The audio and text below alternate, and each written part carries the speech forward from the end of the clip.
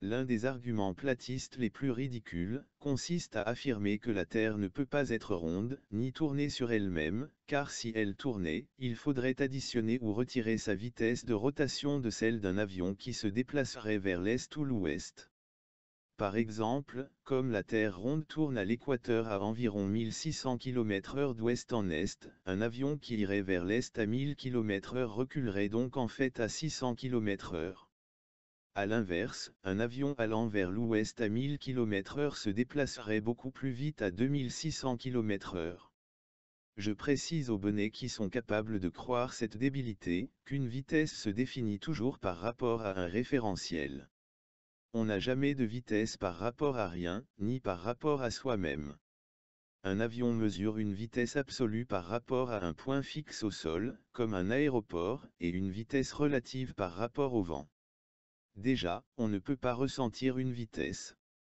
Sachez qu'en voiture, vous pouvez voir la route défiler, sentir le vent relatif, les vibrations et les bruits du moteur, ce qui crée une sensation psychologique de vitesse, mais il est en réalité impossible de ressentir directement le phénomène physique qu'est la vitesse.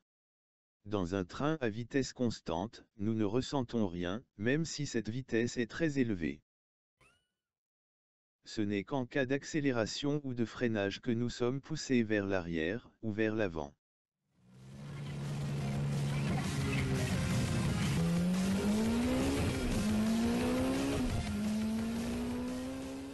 Et c'est bien connu, dans un avion de ligne, tout le monde finit écrabouillé comme des merdes à 900 km/h à l'arrière de l'appareil, surtout si tu commets l'erreur de sauter sur place à une telle vitesse.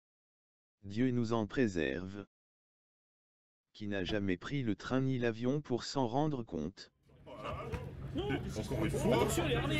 voilà. Qu'est-ce que vous faites? Qu'est-ce qui se passe? Monsieur, donnez votre téléphone. Qu'est-ce que vous faites? Fais rien de mal, fais une expérience. Quel innocent croirait de telles inepties? Ceci détruit l'idée qu'on devrait ressentir la vitesse de rotation de la Terre pour faire plaisir à quelques demeurés complètement aconassis par la croyance, dotés d'un QI d'huître, et ignorant tout des notions de référentiel et d'inertie. Explication, le principe d'inertie dit qu'un objet qui n'est soumis à aucune influence extérieure, ne subit aucune variation de vitesse. Tu as bien compris, ami platiste. 1. La vitesse d'un objet se donne toujours par rapport à un référentiel différent de lui-même. 2. Contrairement à une idée reçue, on ne ressent pas une vitesse constante. 3. Le principe d'inertie dit que tu continues à te déplacer avec l'avion même si tu sautes dedans. Idem si tu sautes au sol, même si la Terre tourne, car tu tournes avec, à 1600 km/h par rapport au système de référence céleste. Pourtant ta vitesse est de 0 km/h par rapport au sol. Même chose pour l'avion qui vole autour de la Terre, sa vitesse est donnée par rapport au sol.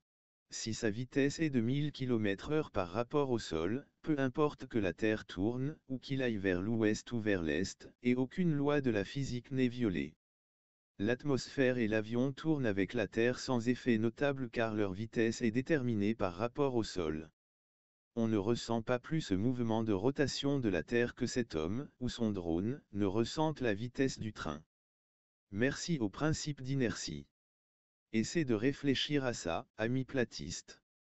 Ne vois-tu pas que certaines personnes s'amusent à te prendre pour un demeuré, pour tenter d'imposer leurs croyances primitives et ridicules, et se défouler sur ta crédulité de leurs frustrations existentielles?